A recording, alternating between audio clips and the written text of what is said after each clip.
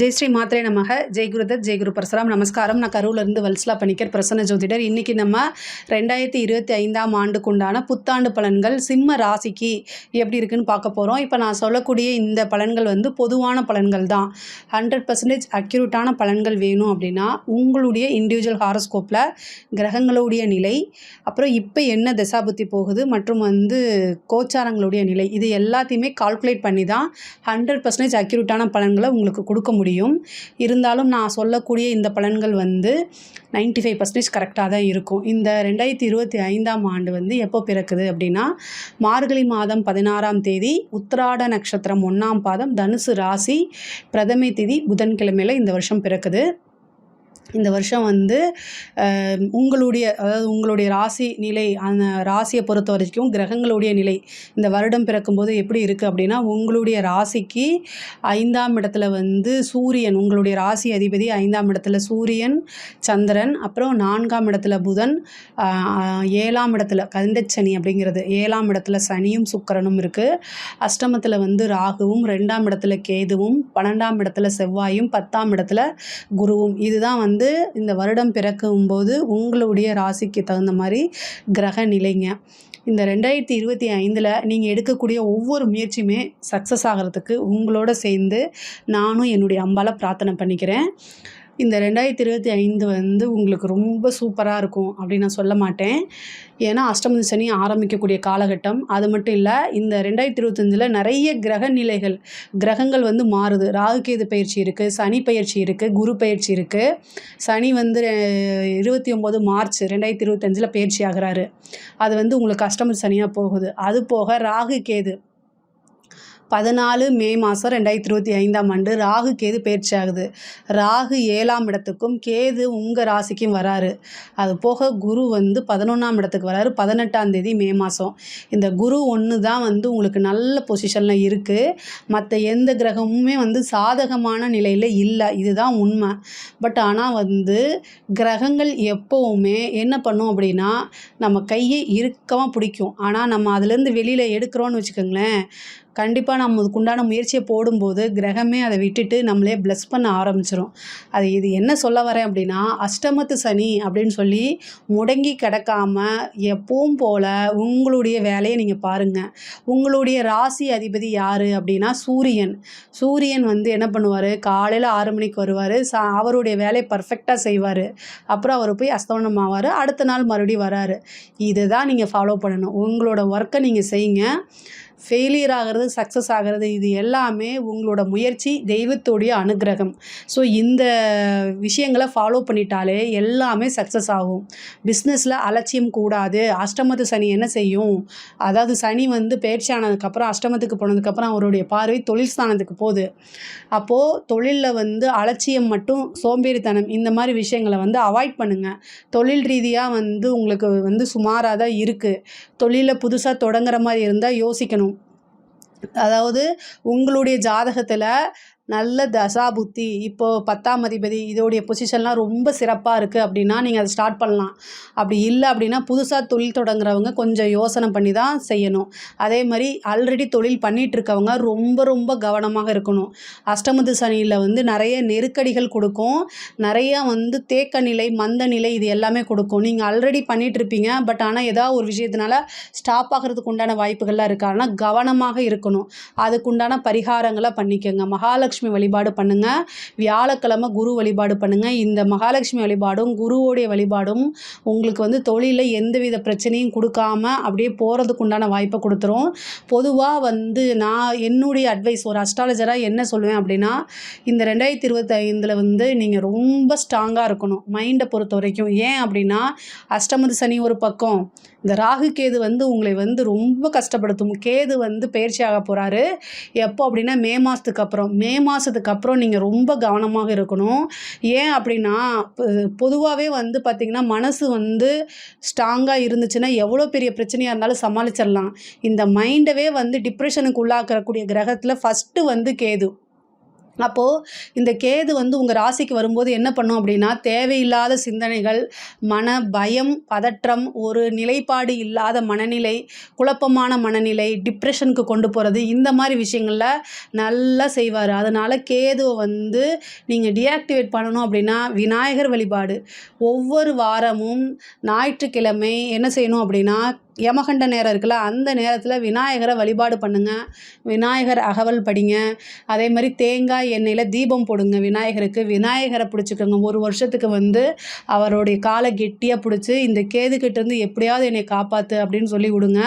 ஏன்னா சனி கூட வந்து உங்களுக்கு வந்து உழைத்ததுக்கு தகுந்த பலனை கொடுத்துருவாரு. இந்த ராகு கேதுக்களுக்கு தான் வந்து பார்த்திங்கன்னா நம்ம தெய்வத்திட்ட அணுகி அதுக்கு உண்டான விஷயங்களாக முறையிடணும். அதனால் அந்த ஒரு விஷயங்களை வந்து பார்த்துக்குங்க. மைண்டை ரொம்ப ஸ்ட்ராங்காக வச்சுக்கோங்க. உத்தியோகத்தில் இருக்கிறவங்க வந்து ஒருத்தரை பற்றி இன்னொருத்தர்கிட்ட புறம் பேசாதீங்க. காசிப் அப்படிங்கிறக்கூடியதை அவாய்ட் பண்ணிங்க. குறை அப்படிங்கிற விஷயங்களை பொதுவாகவே சிம்மராசிக்காரங்க நீங்கள் என்ன பண்ணுவீங்கன்னா, டைம் டு டைமை எதிர்பார்ப்பீங்க, பர்ஃபெக்ஷனை எதிர்பார்ப்பீங்க. அது எல்லாமே நீங்கள் இந்த வருஷம் எதிர்பார்க்கவே முடியாது. வாய்ப்பில்லை ராஜா, வாய்ப்பில்லை தான். ஸோ அதனால் அட்ஜஸ்ட்மெண்ட் அப்படிங்கிறத பண்ணுங்கள். உங்களுக்கு வராத ஒரே விஷயம் வந்து அட்ஜஸ்ட்மெண்ட்டு தான். சிம்மராசிக்காரங்க வந்து பொதுவாகவே அட்ஜஸ்ட் பண்ணுறது, நீங்கள் ஏற்றுக்கிட்டாலும் சரி ஏற்றுக்கலைனாலும் சரி, அட்ஜஸ்ட் அப்படிங்கிறது உங்களுக்கு வந்து வரவே வராது. அதை நீங்கள் ஏற்றுக்கவும் மாட்டீங்க. பட் ஆனால் வேறு வழி கிடையாது. அட்ஜஸ்ட் பண்ணி போங்க. நமக்கு நேரங்காலம் சரியில்லை அப்படின்னா எல்லா விஷயத்துலையுமே வந்து அனுசரணையாக போகிறது வந்து தவறு கிடையாதுங்க. அதனால் நீங்கள் வந்து நிறைய விஷயங்கள மாற்றிக்கங்க. எல்லா விஷயத்துலேயும் பொறுமையும் நிதானத்தையும் கையாளுங்க. உத்தியோகத்தில் இருக்க நீங்கள் வந்து ரொம்ப டேலண்ட்டாக இருப்பீங்க. இவ்வளோ வருஷமாக வந்து உங்களை அசைக்க முடியாத விஷயங்கள் கூட நீங்கள் செய்யாத தப்புக்கு நீங்கள் நேர்மையாக இருக்கீங்க, டேலண்ட்டாக இருக்கீங்க. உத்தியோகத்தில் இருக்கிறவங்க இது பத்தாதுங்களா? ஏன்னா எல்லாமே உங்களுக்காகத்தான். நீங்கள் எல்லா விஷயத்துலையுமே ஒரு ஒழுக்கமாக ஃபாலோ பண்ணுவீங்க, எல்லாமே பண்ணுவீங்க அப்படின்னா பக்கத்தில் இருக்கிறவங்க உங்களோட எதிரிகளுக்கெல்லாம் அது என்னவா இருக்கும்? உங்களை எப்படியாவது பழி தீர்க்கணுங்கிறக்கூடிய அவங்களுடைய மனநிலை வந்துடும். அப்போது வேலை பார்க்கக்கூடிய இடத்துல வந்து உங்களுக்கு எதிரி யாருன்னே உங்களுக்கு தெரியாது. ஸோ அதனால் வேலை பார்க்கக்கூடிய இடத்துல ரொம்ப கவனமாக இருங்க. ஏன் அப்படின்னா உங்களுடைய எதிரிகள் உங்களுக்கு கண்ணுக்கு தெரியாமல் உங்கள் பக்கத்துலேயே இருக்கிறாங்க. ஸோ அதனால் இந்த காலகட்டம் அது. அதனால் ரொம்ப ரொம்ப அமைதியாக இருங்க. எதிரிகள் ஸ்தானம் வந்து இந்த வருஷம் ரொம்ப வலுத்திருக்கு. ஸோ அதனால் ரொம்ப அமைதியாக இருங்க. சனி அதாவது 6 குடையவர் தான் 8க்கு போயிருக்காரு. அப்போது எதிரி ஸ்தானத்துக்கு அது பலமடைஞ்சிருக்கு. அதனால தான் இவ்வளோ தூரம் நான் சொல்கிறேன். நீங்கள் ஒரு தப்பு செஞ்சுருக்கவே மாட்டீங்க. ஆனால் உங்களை மாட்டி விடுறதுக்கு பிளான் பண்ணுவாங்க. ஆனால் நீங்கள் 100% நேர்மையாக இருக்கனால எப்போவுமே அந்த நேர்மை வந்து உங்களை காப்பாற்றிட்டு தான் இருக்கும். அதில் எந்த இதுவும் கிடையாது. பட் ஆனால் என்னென்னா கவனமாக இருங்க. நம்ம எவ்வளோக்கு எவ்வளவு கவனமாகவும் ஜாக்கிரதையாகவும் இருக்குமோ, நம்ம வந்து அவேர்னஸாக இருக்கும்போது பெரிய விஷயங்களை போய் நம்ம சிக்கிக்க மாட்டோம். அதனால் வேலை பார்க்கக்கூடிய இடத்துல அதே மாதிரி லஞ்ச லாவணியங்கள் இந்த மாதிரி விஷயங்களை அவாய்ட் பண்ணிடுங்க. சனிக்கு பிடிச்ச விஷயமே வந்து நேர்மை தான். அதை நீங்கள் ஃபாலோ பண்ணும்போது கண்டிப்பாக மாட்டவே மாட்டீங்க. அதே மாதிரி படிக்கக்கூடிய விஷயங்களை ரொம்ப கவனமாக இருக்கணும். 4ஆம் இடத்துக்கு வந்து குருவோடைய பார்வை கிடையாது. குருவோடைய பார்வை இருந்த வரைக்கும் ஓரளவு நல்லா இருந்திருக்கும். இப்போ அஷ்டமத்து சனி, அதுக்கப்புறம் ராகு கேதுவுடைய பயிற்சி, இது எல்லாமே வந்து நீங்கள் எதிர்பார்த்த ரிசல்ட்டை உங்களுக்கு கொடுத்துறாது. படித்தா மட்டும்தான் லைஃபு. அதனால் படிங்க. பொதுவாகவே சிம்ம ராசியில் இருக்க குழந்தைகள் வந்து ரொம்ப இன்டெலிஜென்ட்டாக தான் இருப்பீங்க. ஒரு விஷயத்தை அதுவும் முக்கியமாக மக நட்சத்திரக்காரங்க, மகம் அப்படிங்கிறது வந்து உங்களுக்கு ஒரு விஷயத்த நீங்கள் என்னென்னா படித்தா அதை உடனே அதை புரிஞ்சுக்கிட்டு டக்குன்னு எழுதுவீங்க. ஆனால் இன்னும் நிறைய டைம் ஸ்பெண்ட் பண்ணி படிச்சிங்கன்னா வேறு லெவலில் மார்க் வாங்க முடியும். பட் ஆனால் அதை தான் நீங்கள் செய்ய மாட்டேங்கிறீங்க. இந்த வருஷம் வந்து அதை நீங்கள் செஞ்சால் மட்டும்தான் செல்ஃபாக மோட்டிவேட் பண்ணிக்கங்க. இல்லை அப்படின்னா நீங்கள் எதிர்பார்த்த ரிசல்ட் கிடைக்காது. ஹயக்ரீவர் வழிபாடு பண்ணுங்கள், சரஸ்வதி தேவி வழிபாடு பண்ணுங்கள். இது எல்லாமே உங்களுக்கு ரொம்ப ரொம்ப ரொம்ப அவசியமானதும் முக்கியமானதும் கூட. படிக்கக்கூடிய குழந்தைங்க, அதே மாதிரி சிம்ம ராசியில் இருக்கக்கூடிய குழந்தைகளுடைய பேரண்ட் வந்து ஸ்கூலில் அவங்க எப்படி நடந்துக்கிறாங்க, ஃப்ரெண்ட்ஸ் கூட எப்படி நடந்துக்கிறாங்க, டீச்சர்ஸ் கிட்ட எப்படி பிஹேவ் பண்ணுறாங்க, இது எல்லாமே பார்க்கக்கூடியது. அஷ்டமத்து சனியில் வந்து தேவையில்லாத ஒரு அவமானம் தானாக தேடி வர்றதுக்கு உண்டான வாய்ப்பு இருக்குது. அதனால் அதில் கவனமாக இருங்க. கமிஷன் எக்ஸாம்ஸ் எழுதியிருக்கிறவங்களுக்கு வந்து ஃபஸ்ட் அட்டம்ப்ட்லேயே கிடச்சிடாது. எதுவுமே 2-3 அட்டம்ப்ட்டுக்கு அப்புறம் தான் உங்களுக்கு கிடைக்கும். அதை நல்லா ஞாபகம் வச்சுக்கோங்க. பட் ஆனால் வந்து இறை வழிபாடு அப்படிங்கிறது ரொம்ப முக்கியம். அதே மாதிரி உங்களுடைய முயற்சி வந்து இன்னும் கூடுதலாக போடணும். அப்போ சிறப்பான பலன்கள் உங்களுக்கு தானாக தேடி வரும். பெண்களை பொறுத்த வரைக்கும் இது ஒரு நல்ல டைம் தான். ஆனாலும் எல்லா விஷயங்களிலுமே கவனமாக இருக்கணும். நீங்கள் வந்து வெளியில் வேலை பார்க்குறவங்களா இருந்தாலும் சரி, ஏதாவது ஒரு பிஸ்னஸ் பார்க்குறவங்களா இருந்தாலும் சரி, அறிமுகம் இல்லாத நபர்கள், தேவையில்லாத நபர்கள் இவங்க கிட்டலாம் வந்து கான்வர்சேஷனோ அல்லது கம்யூனிகேஷனோ வச்சுக்காதீங்க.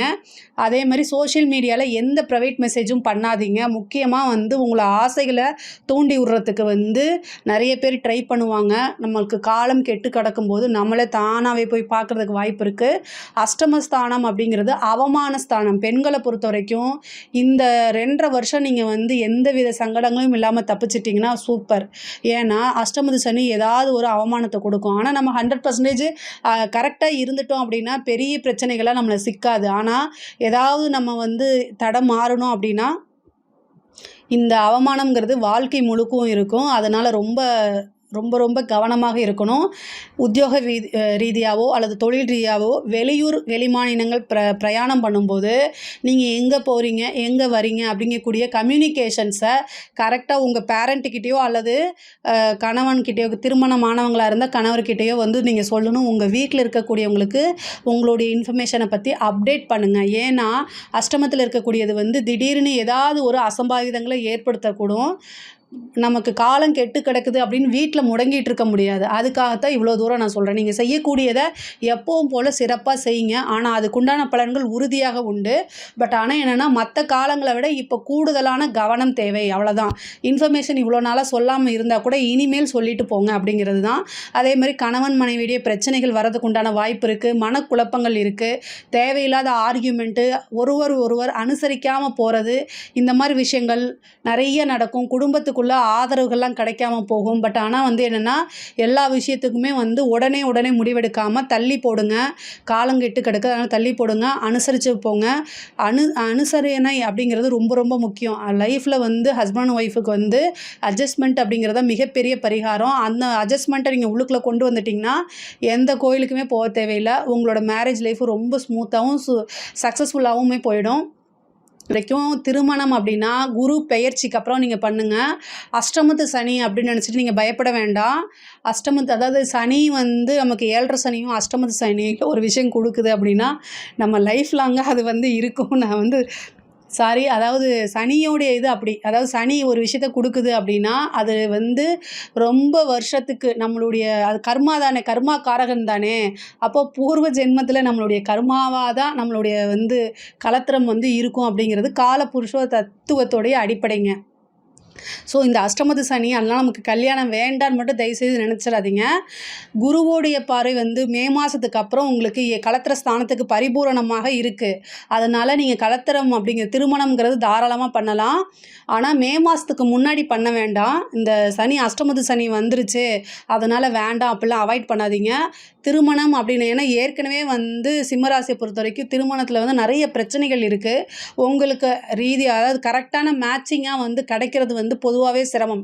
7ஆம் இடம்ங்கிறது சனி வீடாக இருக்கனால கரெக்டாக வந்து உங்களுக்கு தகுந்த மாதிரி மேட்ச் அப்படிங்கிறதே அபூர்வமாக தான் நடக்கும். ஸோ அதனால் இப்போ குரு பலம் இருக்கும்போது அதுக்குண்டான முயற்சிகளை பண்ணும்போது ஈஸியாக ஆகிடும். அதனால் திருமணத்தை பொறுத்த வரைக்கும் நீங்கள் மே மாதத்துக்கு அப்புறம் பண்ணுறது ரொம்ப ரொம்ப சிறப்பு.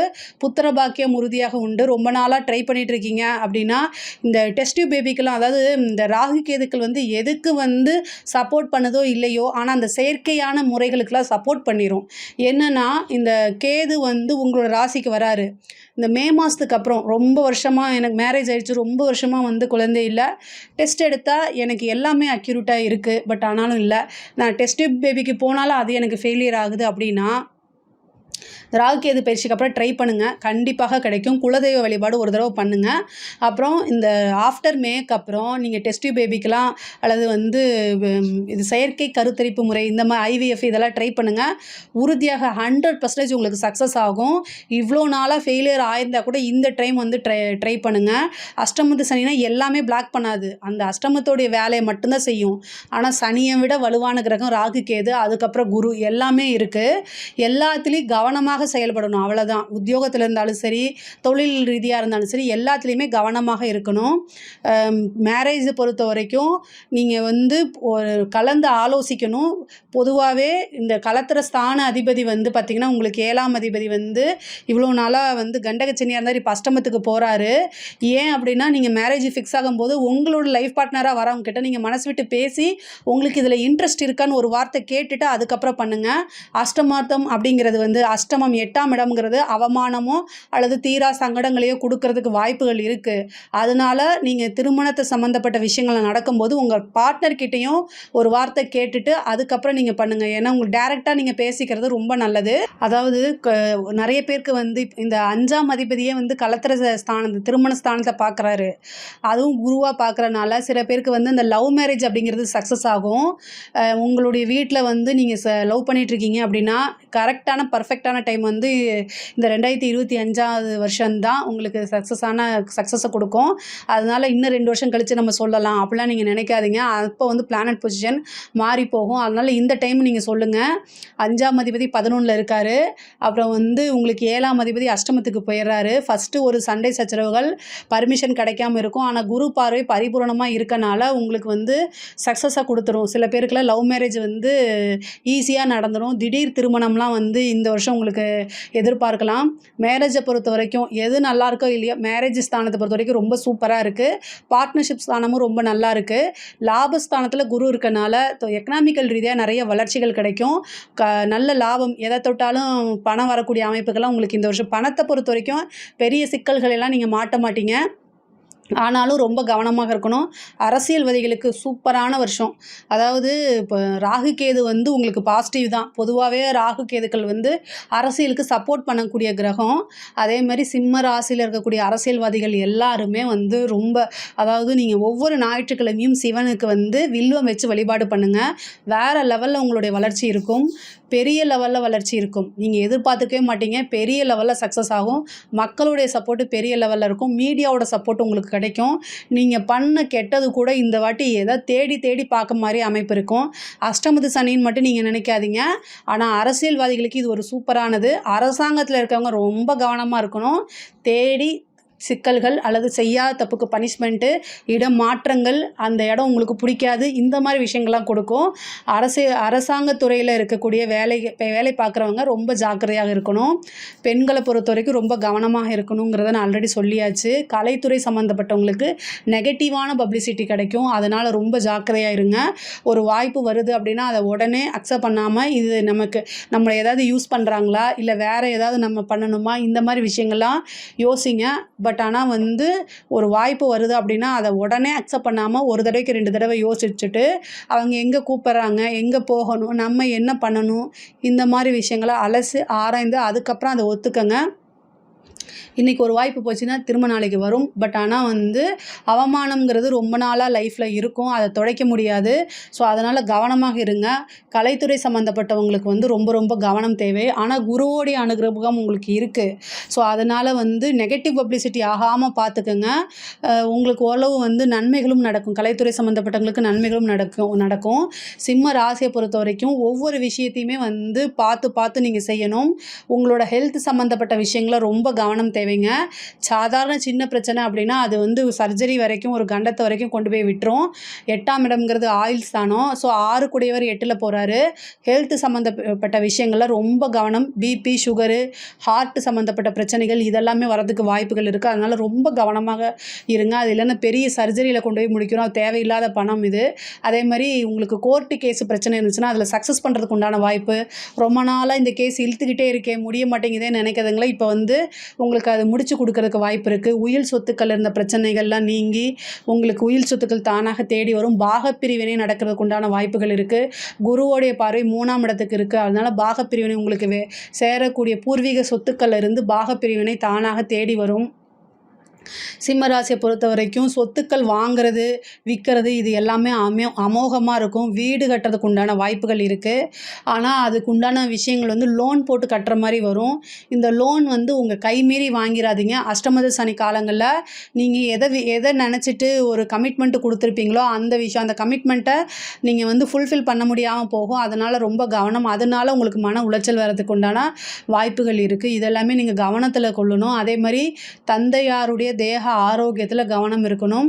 சில பேருக்கு வந்து உடல் ரீதியான நிறைய மாற்றங்கள் நடக்கிறதுக்கு உண்டான வாய்ப்பு இருக்குது. உடல் ரீதியானா வந்து உடலில் வந்து பிரச்சனைகள் வரதுக்கு உண்டானது.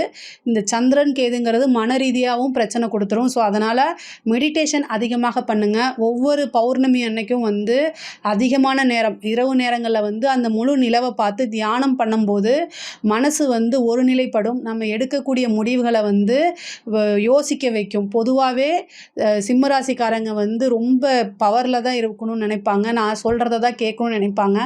இந்த ஒரு வருஷம் வந்து மற்றவங்க நமக்கு வெல்விஷர் இருக்காங்கன்னா அவங்க சொல்கிறத கேட்டு நடந்தீங்க அப்படின்னா இந்த பெரிய பிரச்சனைகள்லேருந்து சமாளிக்க முடியும். முக்கியமாக பெரியவங்க சொல்கிறத கேட்டு நடங்க. அதுதான் உங்களுக்கு பெரிய பரிகாரமாக அமையும். இந்த 2025 வந்து ரொம்ப கவனமாக நடந்தாலே ஓரளவு பிரச்சனைகள்லேருந்து நீங்கள் தப்பிக்க முடியும். இதில் ஏதாவது சந்தேகங்கள் இருக்குது அப்படின்னா கமெண்ட்ஸில் கேளுங்க. நான் கண்டிப்பாக ஆன்சர் பண்ணுறேன். நம்மளுடைய சேனலை லைக் பண்ணுங்கள், ஷேர் பண்ணுங்கள், சப்ஸ்கிரைப் பண்ணுங்கள். நன்றி, வணக்கம். ஸ்ரீ குபேரன் டிவியை பார்த்தமைக்கு நன்றிகள். மேலும் இது போன்ற தகவல்களை தெரிந்து கொள்ள ஸ்ரீ குபேரன் டிவியை சப்ஸ்கிரைப் செய்யுங்கள். மறக்காமல் பெல் ஐக்கானை கிளிக் செய்யுங்கள்.